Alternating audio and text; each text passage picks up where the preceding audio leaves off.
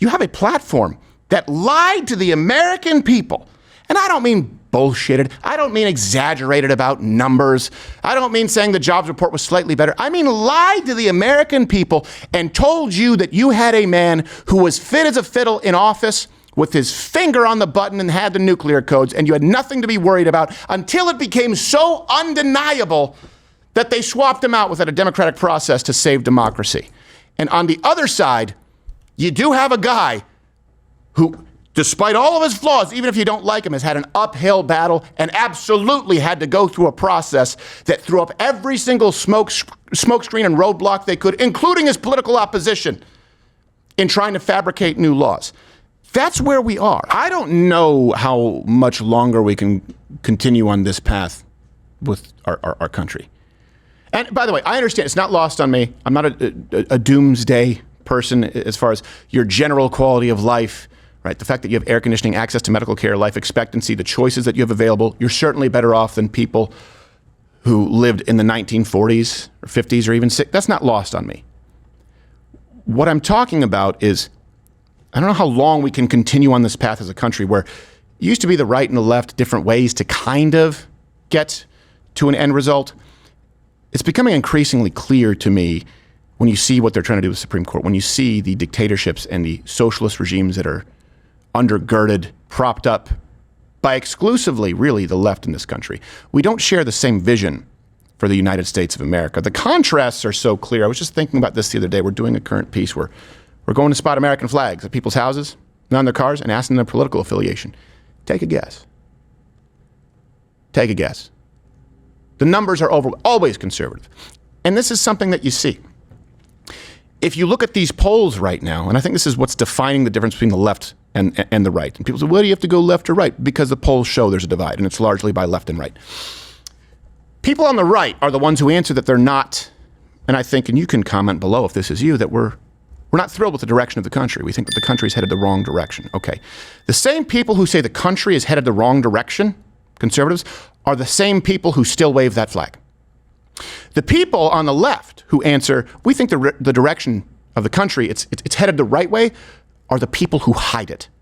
Because when they say that we are headed the right direction in this country, they mean away from America. The reason that conservatives think we're headed the wrong direction is because they still love this country and they want this country to continue being what it has been, the greatest, most free country in the history of the world. So they say, I don't like where the country's headed right now, but by God, I'm proud of that flag, and they wave it. The left says, I'm happy where we're headed right now, and I'm going to hide that flag because, God willing, hopefully at some point, we will no longer be the United States of America. That's the fundamental difference. Look at the difference between Maduro and this administration. And yes, I lump them together, and us and you and President Trump and conservatives on big tech. Big tech is absolutely right now still the biggest threat to a free people, to a constitutional republic. I believe that. Okay. Maduro and the administration, the Biden-Harris administration, also say big tech is a huge threat. They say democracy is a huge threat, but for two very different reasons. I have a problem with big tech and think they are a threat to a constitutional republic. Conservatives think that because of the hiding and throttling of information. I think that it's a threat to a free people, for example, to punt a story and label it as Russian disinformation, like the Hunter Biden laptop story. Or, for example, to say that the picture of Donald Trump getting up from an assassination attempt is misleading. Or, for example, removing people who question at the time that a virus may have come from a lab in China, which turns out it probably did. I think that big tech is a threat to a free people when there is a lack of information, when they silence people. This administration and people like Maduro out there hate Elon Musk. They hate and sue and threaten Rumble because they want less information. We both hate what big tech is doing, but for very, very different reasons. And I will say this, if nothing else, at least there's consistency on that. The left constantly wants to interfere and determine which information is allowed in the public square. And if big tech companies, Elon Musk was not public enemy number one until he had the gall to come out and say, hey, I support freedom of speech. Now he's an enemy. My position has not changed. Big tech is the enemy because of the silencing of voices of political opposition. This is why I don't know that if this is tenable. We are on two very different paths as a country. On one path, you have people who fly their flag, who love this country, who've always loved this country, but don't like the direction of it right now. And their solution is to, at least in their mind, whether you agree or not, get back to the most fundamental principles that made us that shining city on a hill. First Amendment, Second Amendment, rule of law, of course, freedom of speech, of course, allowing people to express their opinions, of course, allowing us to keep more of our own money and make our own decisions. That is one path. Wave the flag and get us back to what made that flag so meaningful.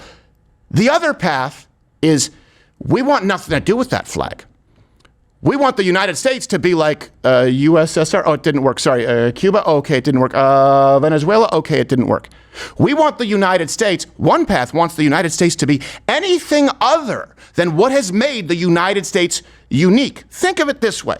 When you hear people from Canada who are on this show often, or people from Europe, and we've had them here, people from Brazil, they come in and what do they always say, these people? They say, hey, look, if America decides that they're going to go down the path of no longer allowing freedom of speech, if America doesn't actually have the First Amendment, it's done for the world. It's done for the world because it's the last place that exists. That's what these people who are coming to America because they love America and they see it as a beacon of freedom, that's their concern. The other path is we've got to remove that beacon and be just like them and the places that they're leaving. I don't know how much longer we can continue going down this path, because this election is making it so clear. And I'm not just talking about people or hero worship. I'm talking about the platform of ideas. You have a platform that lied to the American people. And I don't mean bullshitted. I don't mean exaggerated about numbers. I don't mean saying the jobs report was slightly better. I mean lied to the American people and told you that you had a man who was fit as a fiddle in office with his finger on the button and had the nuclear codes, and you had nothing to be worried about until it became so undeniable that they swapped him out without a democratic process to save democracy. And on the other side, you do have a guy who, despite all of his flaws, even if you don't like him, has had an uphill battle and absolutely had to go through a process that threw up every single smokescreen and roadblock they could, including his political opposition, in trying to fabricate new laws. That's where we are. We have a group of people who fly the flag, and I mean it, are patriots because they want America to return to the country that it's always been, and one side that wants to do away with what they view America as a place that was, but needs to sunset now. And I don't know how long those two can coexist, because it's not actually a relationship that can coexist. Something has to change. And maybe there needs to be some kind of a summit where people say, no. Yeah, we all agree the United States is the greatest country in the world, and let's talk about how to improve it. But that's not what we're hearing from one side. No. Watch Louder with Crowder live Monday through Thursday, 10 a.m. Eastern.